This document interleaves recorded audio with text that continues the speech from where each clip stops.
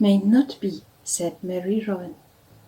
I am king here, and no subject may rise hand against the king.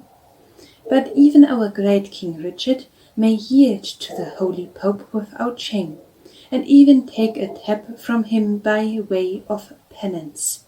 Therefore I will yield myself to this holy friar, who seemeth to be one in authority, and will take my punishment from him. Thus saying, he turned to the king. I pray thee, brother, wilt thou take my punishment into thy holy hands? With all my heart, quoth King Richard, rising from where he was sitting. I owe thee somewhat for having lifted a heavy weight of 50 pounds from my purse. So make room for him on the green, lads. And thou makest me trouble, quoth Robin. I will freely give thee back thy 50 pounds, but I tell thee, brother, if thou makest me not feel grass all along my back, I will take every farthing from thou hast for thy boastful speech. So be it, said the king. I am willing to venture it. Thereupon he rolled up his sleeves and showed an arm that made the yeoman stare. But Robin, who with his feet wide apart stood firmly planted, waiting to the other, smiling. Then the king swung back his arm and balanced himself a moment. He delivered a buffet at Robin that felt like a thunderbolt. Down went Robin, headlong upon the grass, for the stroke would have fallen a stone wall. Then how the yeomen shouted with laughter till their sides ached, for never had they seen such a buffet given in all their lives. As for Robin, he presently sat up and looked all around him, as though he had dropped from a cloud and had lit it in place he had never seen before. After a while, still gazing about him at his laughing yeoman, he put his finger-tips softly at his ear and felt all around it tenderly. "Will Scarlet," said he, "count this fellow out this 50 pounds. I want nothing more either of his money or of him. Murrian size him and his buffeting. I would that I had taken my dues from thee, for I verily believe that half defended mine ear from every hearing I can." Then, while gusts of laughter still broke from the band, Will Scarlet counted out the 50 pounds as the king dropped it back into his purse again. "I give thee thanks, fellow," said he, "and if ever thou shouldest wish for another box of the ear to match the one that thou hast, come to me, and I will fit thee with it for naught." So spake the merry king. But even as he ended, there came suddenly the sound of many voices. Out from the cover brush, Little John and 80 men with Sir Richard of the Lea in the midst. Across the glade they came running, and as they came, Sir Richard shouted to Robin, "Make haste, dear friend, gather thee band together, and come with me. King Richard left Nottingham town this very morning, and cometh to seek thee in the woodlands. I know not how he cometh, for it was but a rumour to this that reached me. Nevertheless, I know that it is the truth.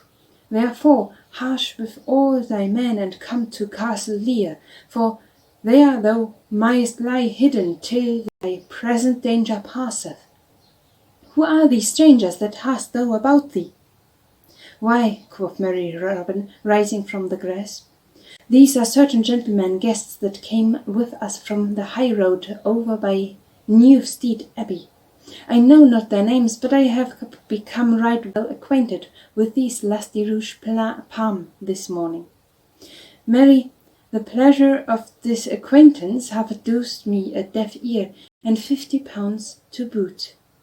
Sir Richard looked keenly at the tall friar, who, drawing himself up to his full height, looked fixedly back at the knight.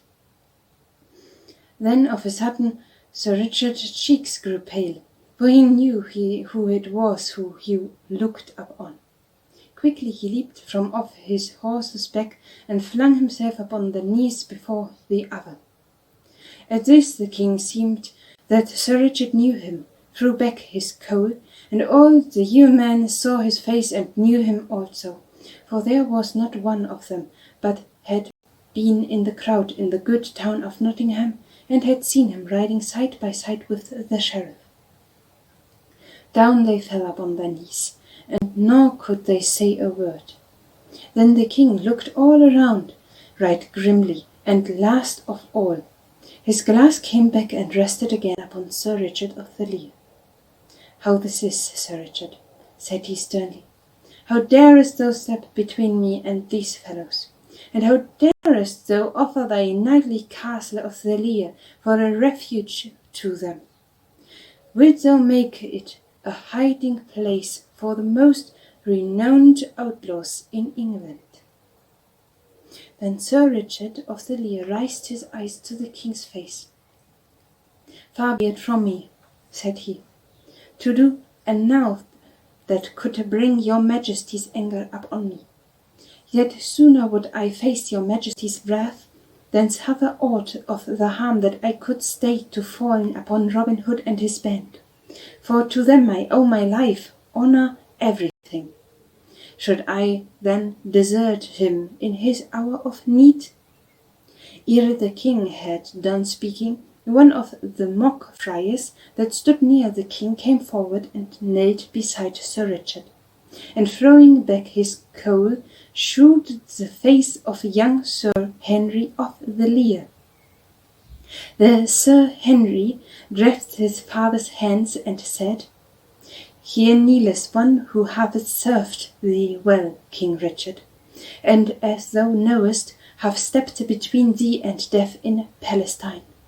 Yet do I abide by my dear father, and here I say also that I would freely give shelter to this noble outlaw Robin Hood, even though it brought by wrath upon me. For my father's honour and my father's welfare are as dear to me as my own." King Richard looked from one to the other of the kneeling knights, and at least the frown faltered from his brow, and a smile twitched at the corners of his lips. "Marry, Sir Richard," quoth the king, "thou art a bold-spoken knight, and thy freedom of speech weighteth not heavily against thee with me. This young son of thine taketh over his sire, both in boldness and of speech and of deed. For as he saith, he stepped one time betwixt me and death.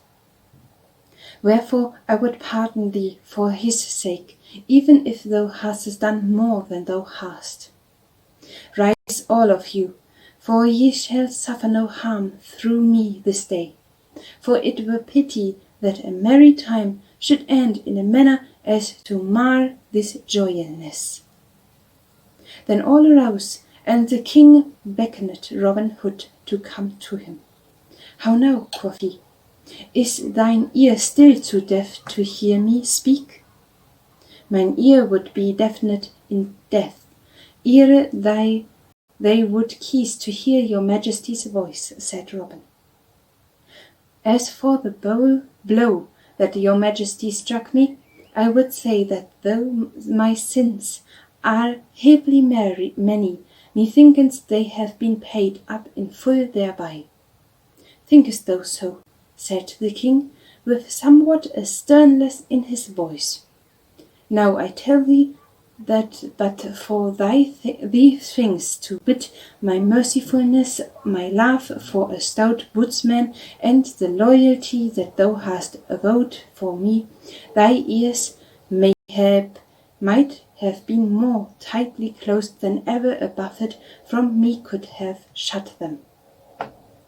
Talk not lightly of thy sins, good Robin, but come, look up.